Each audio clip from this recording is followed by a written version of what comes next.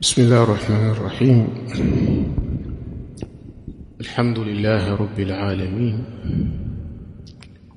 واشهد ان لا اله الا الله وحده لا شريك له، واشهد ان محمدا عبده ورسوله صلى الله عليه وعلى اله وصحبه وسلم تسليما كثيرا. اما بعد، bila shaka tumepata faida tangu katika kikao cha kwanza tukaona faida ya elimu na umuhimu wake, na jambo la ndoa ni ibada, na ibada inahitaji elimu. Ibada yoyote utakapoifanya bila elimu, fahamu kuwa sehemu kubwa utaharibu kuliko sehemu utakayoitengeneza. Sasa kwa kuwa ndoa ni ibada, kuna haja kubwa sana ya kujifundisha maisha ya ndoa ili uweze kuishi vizuri na mkeo na uweze kuilea familia yako vizuri. Na mimi naamini ndugu yetu atalifuatilia jambo hili kwa ukaribu zaidi.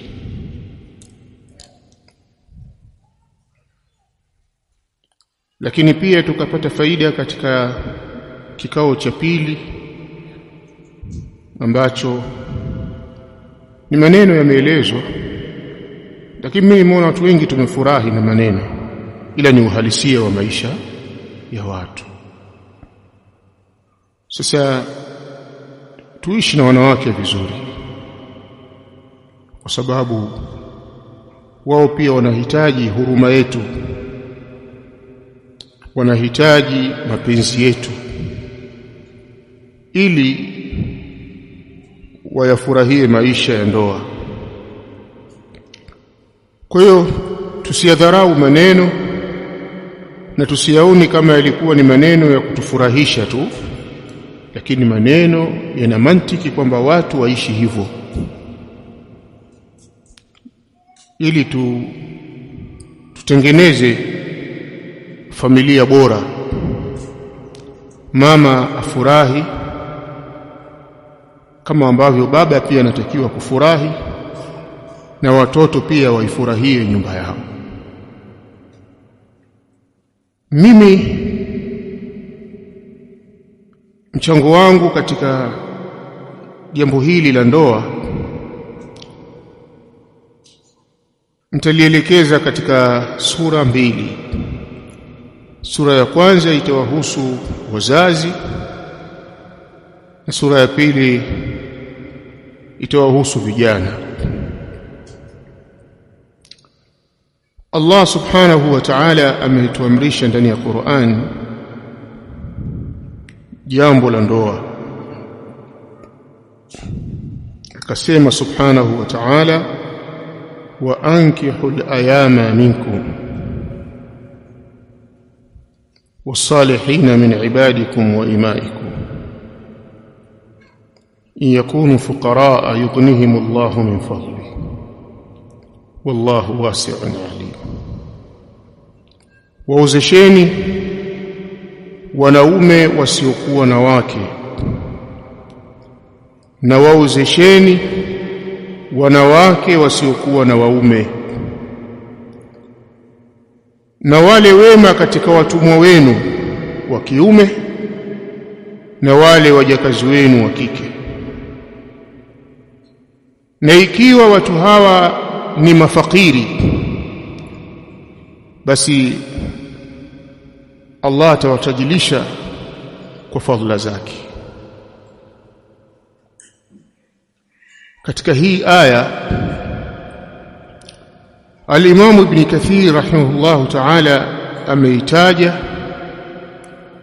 na akaeleza maneno ya tafsiri za salaf juu ya amri hii ya Allah tabaraka wa taala. Katika kauli ya Ibn Abbas radiyallahu anhuma anasema raghabahumullah fi at-tazwij, Allah amewahimiza na kuwapambia, kuwapendekezea jambo la kuozesha, kuoa kwa wale wasiokuwa na wake, kuwaozesha wasiokuwa na wake na wasiokuwa na waume. Wa amara bihi al-ahrar wal-abid, akaliamrisha jambo la ndoa kwa waungwana na kwa watumwa. Hawa wote watakikana waoe. Kwa hiyo jambo la kuoa ni jambo lenye kheri kubwa na ni jambo lenye fadhila nyingi. Lakini pia Abdullah ibn Mas'ud radhiyallahu anhu akasema iltamisul ghina fi nikah, tafuteni utajiri katika jambo la ndoa. Kwenye ndoa kuna utajiri, mkitaka utajiri oweni. Na dalili za wote hawa ni kauli ya Allah subhanahu wa ta'ala, in yakunu fuqaraa yughnihimullahu min fadli, ikiwa hawa wanaooa watakuwa ni mafakiri, watu wasiokuwa na hali nzuri ya kiuchumi, basi Allah subhanahu wa ta'ala atawatajirisha kwa fadhila zake. Kwa hivyo watu wasiogope jambo la kuoa, na wazazi wasiogope kuwaozesha vijana wao, na wazazi wa mabinti wasiogope kuwaozesha mabinti zao kwa vijana wasiokuwa na kazi maalum. Kwa sababu sasa hivi ukipeleka posa unaulizwa unafanya kazi gani? Kosa lako useme sina kazi.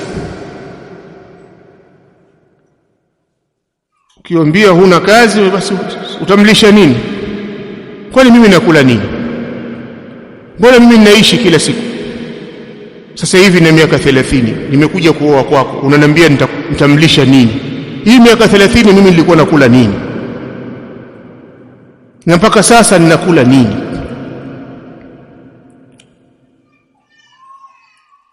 Na ukikosea ukaona kwamba nikisema sina kazi itakuwa shida, ni machinga. Sasa huwezi kuangalia binti yangu asubuhi huko barabarani mpaka usiku. Hapana. Mtume katuelekeza sisi tuangalie dini na tabia ya mtu. Je, huyu mtu aliyekuja kuleta posa kwangu dini yake nzuri? Na dini ni matendo, yale matendo yake ni sahihi. Sio dini kuitwa Abubakari, dini yale matendo ya dini yapo. Amekuja kijana kuleta posa, haya mwenzangu unasoma wapi? Mimi sisomi. Kwa nini usome? Maisha yamefanyaje maisha? Unaswalia wapi msikiti wako? Mimi msikiti wote tunaswali. Wewe uswali. Haiwezekani mtu akawa hana msikiti maalum, wewe uswali. Sasa wewe inabidi ukawatafute wale wenzako ambao pia wanaswali mahala popote. Kwangu hapa hakuna binti wa kuoa. Si umeshaelewa vizuri? Kwa sababu haya ndio mambo ya msingi. Uliza dini kwanza ya mtu, alafu uliza tabia ya mtu. Japo sehemu kubwa ya tabia ni mpaka kuishi na mtu, lakini kuna wale watu wa karibu ambao wanawajua wale watu wanaokuja kuposa. Bwana, subiri nifuatilie kwanza taarifa zako. Mfuatilia, unamjua nani katika mashekhe? Kwa kweli mashekhe wa Shinyanga sina ninamjua. Basi sina wa kumuuliza. Kwa hivyo wewe bwana katafute sehemu nyingine. Si kama mnanielewa vizuri. Lakini haya maswali hakuna. Kwa hiyo jambo la kuoa ni jambo la ibada, na kama ni jambo la ibada ni jambo lenye kheri. Tunawajibika kulijua vizuri, kuzijua haki zetu, kujua haki za wake zetu. lakini tusiliogopeshe jambo la ndoa. Nukta ambayo ni malizie na saha zangu kwenu, hili jambo la ndoa kama nilivyosema ni jambo la ibada. Siku zote Allah subhanahu wa ta'ala anapoliweka jambo katika ibada, maana yake lina manufaa na lina maslahi makubwa sana kwa mwanadamu. Kwa hivyo watu wasiogope kuoa kabisa, na wazazi wasiogope kuwaozesha mabinti zao na vijana wao. Na vijana tukiwaozesha mapema tunawasaidia kwa kiasi kikubwa mno kwa mazingira tunayoishi sasa hivi. Nyinyi mnayajua haya maisha, vijana wa kike na vijana wa kiume. Tuwaozesheni vijana wetu mapema. Lakini pia hata wale wana fikra za kuongeza mke wa pili pia waondoe uoga kwamba hakuna tatizo katika hili jambo, na wanawake ni wengi wanahitajika kunusuriwa. Zitembeleeni familia zetu, utaona watoto wetu wa kike ni wengi kuliko watoto wetu wa kiume. Sasa nyie mkikaa na mke mmoja mmoja, hawa watoto wetu wataolewa na nani? Kima cha chini kila mmoja awe na wake wawili. Hili jambo zuri sana. Usije ukafikiria kwamba mke wako atakukubalia kirahisi, lakini ni kawaida, yani yale ni maumbile yake, lazima kuonewe hivyo. Asipokuonea hivyo atakuwa anakupenda vipi? Kwa hiyo atakusugua. Kukusugua sio maana yake akakupendi, ndio mapenzi yake yako hivyo.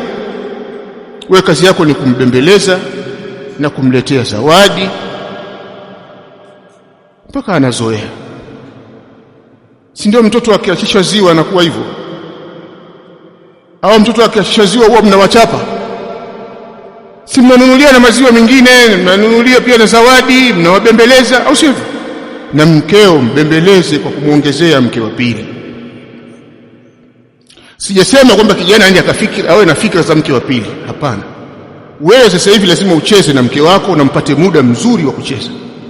Lakini mkikaa miaka 5 kujiongeza mke wa pili, hutaongeza mpaka utaota mvi kama mimi. La sivyo utaongeza kwa siri, umpeleke Nzega na ubakie Shinyanga, alafu utakuwa unaaga unakwenda da'wa.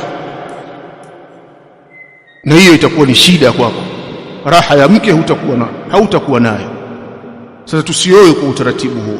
Baba mko usishtuki, haya ndo maisha yetu. Ona mke mmoja. Kwa hiyo usishtuki.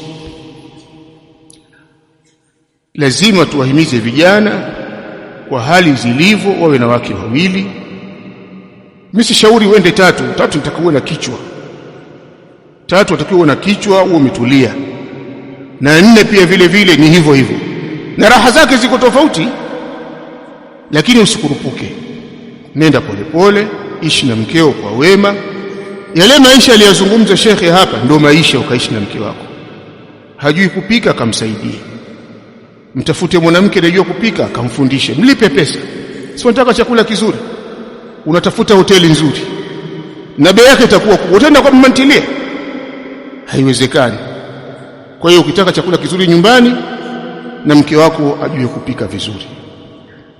La mwisho ni wahusie wanaume wenzangu kwamba hebu tupunguze ule utaratibu wa kujifanya kwamba hatupendi wake zetu wapendeze. Yaani kuna baadhi ya sifa za wanaume kwamba mimi mke wangu akikoga tu inatosha. Acha uongo. Hakuna mtu asiyependa mke aliyependeza. Mnunulie mkeo vipodozi. Sheikh amekutolea mifano ya nguo hapa. Hiyo ni midogo. Zipo sketi zinaishia kiunoni, ushaziona? Utazijua. Zipo.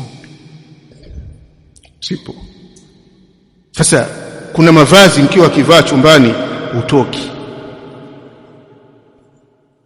Zamani tukisoma, shekhe mmoja atuelezea kisa cha bwana mmoja alikwenda kuoa mahala. Lakini yule bwana amezoea sana kukaa vijiweni, anakaa sana vijiweni. Baada ya kuoa tu siku ya kwanza, harusi imeisha, kijiweni. Wazee akamwambia, mshaoa jana tu. Mshazoea bwana. siku ya kwanza kijiweni, siku ya pili ndio saba hiyo wanaita Waswahili, si unajua nyinyi masalafi hamna saba, nyinyi ni kuendelea tu, na watu wanajua saba. Ukiwa na mke wa kwanza kuna saba, kwa mke wa kwanza hamna saba. Saba ni zile siku saba unazoishi na mke wa pili ambaye ni bikra, utaishi naye siku saba kabla ya kuanza kugawa zamu. Baada ya siku saba ndio utaanza kugawa zamu kwa mke wa pili, ndio maana ya saba. Sasa Waswahili wajua saba, kijana kaoa leo anakaa saba, yeye anatawa na mkewe anatawa. Huu ni uzezeta, maisha ya kijinga. Sasa yule kijana akaenda siku ya kwanza, ya pili, ya tatu, binti akalalamika, mume wangu hakai nyumbani. Yule mama anayemsimamia akamwambia, hapana, ngoja nikuelekeze njia. Unatakiwa mume wako akija nyumbani akute chakula kiko tayari, maji ya kukoga yapo, wewe mwenyewe safisha nyumba yako, wewe mwenyewe kuwa msafi, alafu utaona mabadiliko. Wameishi hayo maisha, binti akaona abadilike. Siku hiyo kakoga vizuri mapema, kaandaa nyumba yake vizuri, kaandaa chai vizuri. Jamaa amerudi kuja kunywa chai nyumbani, kamkuta binti anang'aa, chumbani pamependeza, pananukia.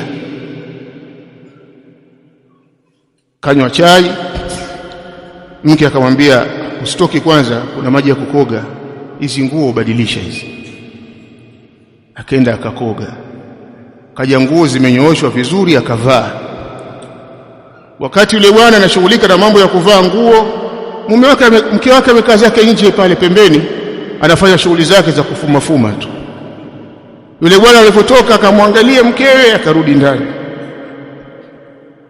akakaa, akarudi tena akamwangalia, akarudi ndani, akalala. Mwanamke akaja kumuuliza, mume wangu unaumwa? Anambia, hata mimi mzima tu. Leo huendi? Leo siendi. Kuanzia pale hakutoka tena nyumbani, hakutoka.